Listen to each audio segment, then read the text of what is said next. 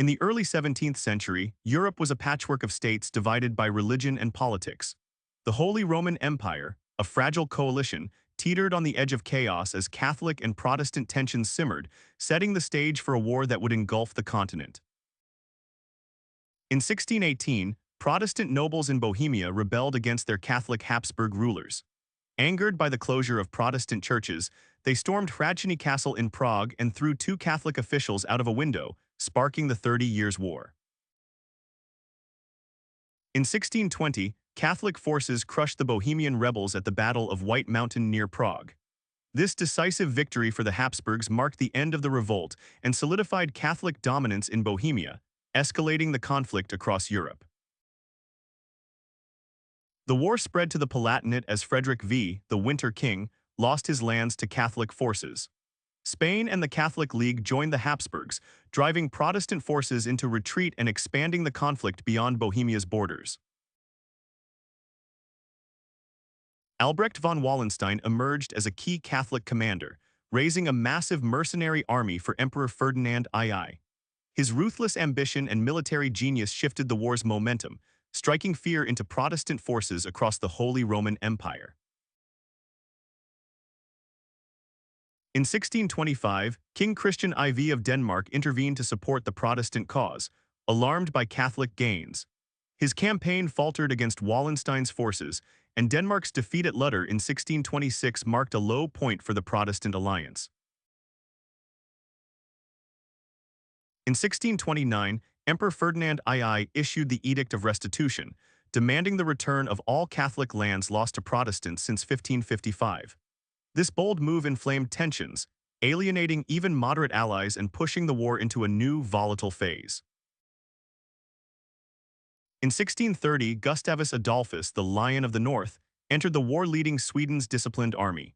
A brilliant Protestant commander, he aimed to curb Habsburg power and protect Lutheranism, turning the tide against the Catholic forces.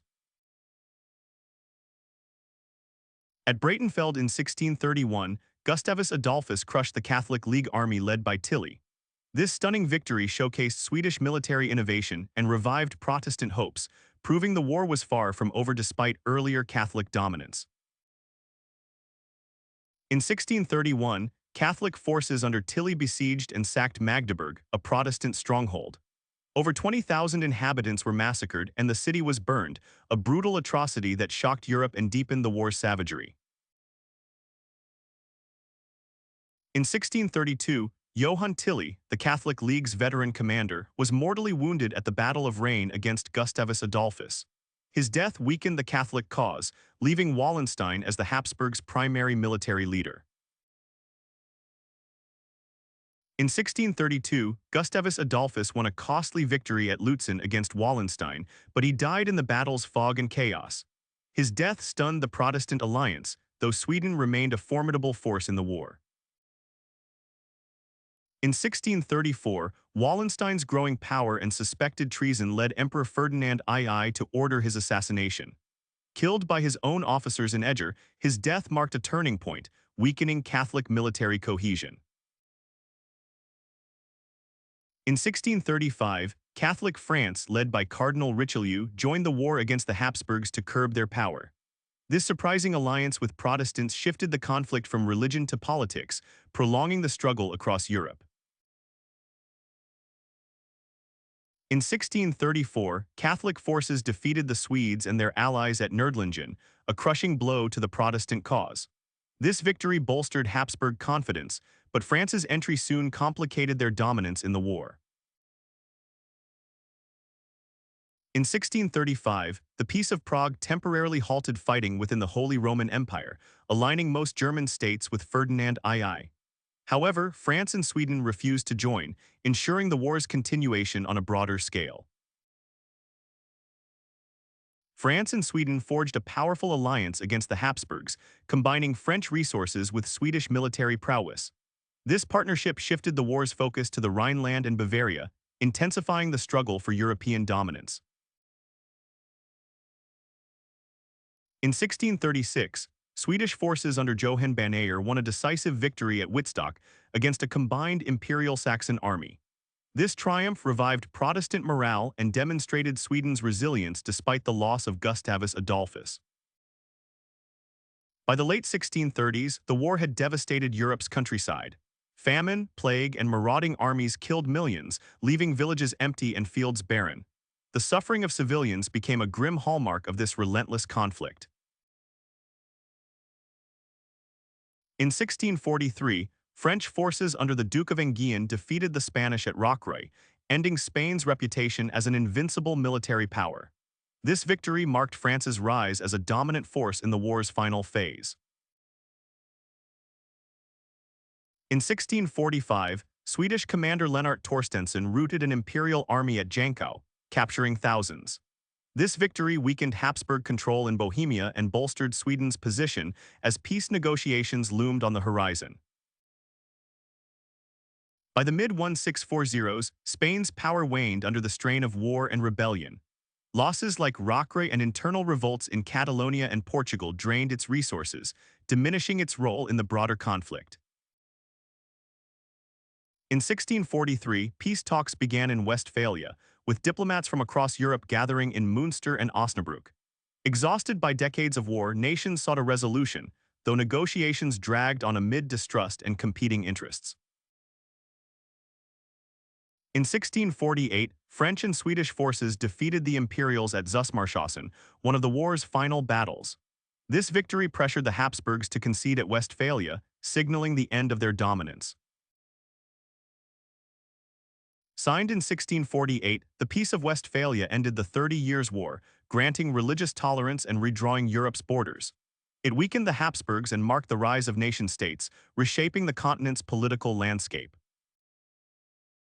The 30 Years' War left an estimated 8 million dead from battle, famine, and disease.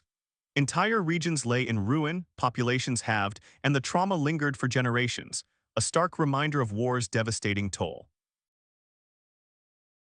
With Spain and the Habsburgs weakened, France emerged as Europe's leading power after Westphalia.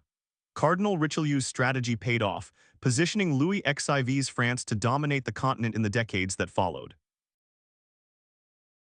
Sweden gained territory and prestige from Westphalia, becoming a Baltic power. Though Gustavus Adolphus was gone, his legacy endured, and Sweden's military reputation solidified its place among Europe's influential nations.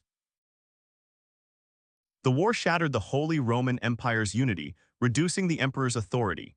German states gained autonomy, fragmenting the empire and paving the way for a decentralized political structure that lasted centuries. Westphalia allowed rulers to choose their state's religion, a groundbreaking step toward tolerance. While not perfect, this shift weakened the Catholic-Protestant divide that had fueled decades of bloodshed across the continent. The war crippled Europe's economy, with trade disrupted and agriculture destroyed. Cities like Nuremberg and Leipzig struggled to recover, while inflation and debt burdened survivors, delaying prosperity for decades in many regions. Mercenary armies, once vital to the war, turned to banditry after peace, plaguing rural areas. Their lawlessness prolonged suffering, as disbanded soldiers roamed, looting and terrorizing a population already broken by conflict.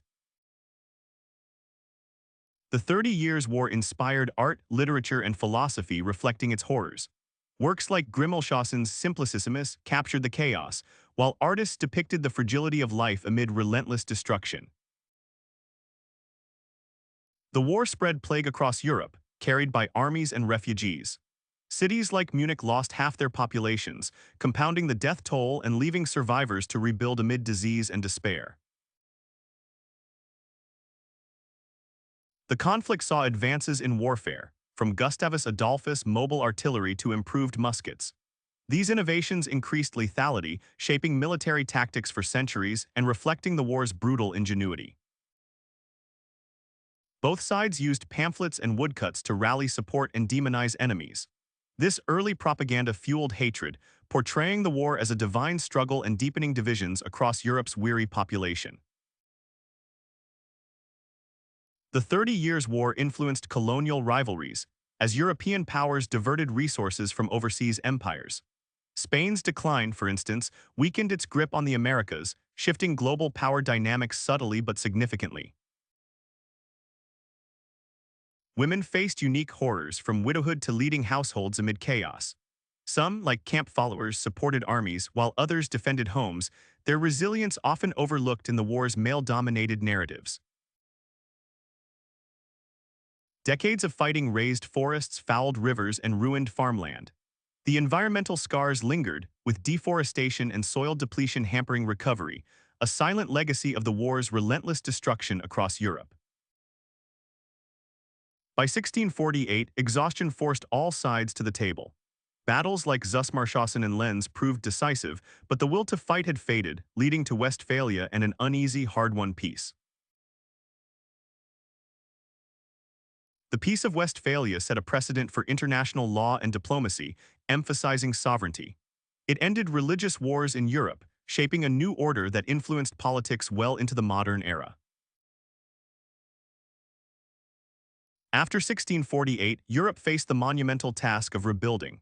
Cities were reconstructed, populations slowly recovered, and trade revived, though scars of war remained etched into the continent's memory and landscape. Peasants, medics, and local leaders often saved communities amid chaos. Their stories, rarely told, highlight the human spirit's endurance, offering a quieter counterpoint to the war's tales of generals and kings. The war weakened feudalism, empowering centralized states. Monarchs like Louis XIV exploited this shift, while the decline of imperial authority in Germany marked a new era of political fragmentation and rivalry. Though tolerance grew, mistrust between Catholics and Protestants lingered. The war's end didn't erase divisions, but it forced a pragmatic coexistence, reshaping Europe's religious landscape for centuries to come. Painters like Rubens captured the war's drama, while poets mourned its losses. This cultural outpouring reflected a society grappling with trauma, leaving a rich, if somber, artistic heritage for future generations. Trade routes reopened post-war, and cities like Amsterdam thrived as others rebuilt. The economic scars faded slowly, but the resilience of survivors laid the groundwork for Europe's eventual prosperity in later centuries. The 30 Years' War taught Europe the cost of fanaticism and unchecked ambition. Its legacy warned against division, influencing diplomacy and unity efforts that echo even into the modern European project. Today, the war's impact lingers in Europe's borders, identities, and peace efforts. Historians see it as a turning point, a brutal lesson in power, faith, and the human cost of conflict. The 30 Years' War was a crucible of destruction and change, forging modern Europe from its ashes. Its story of faith, power, and survival remains a haunting chapter in history, one we must never forget.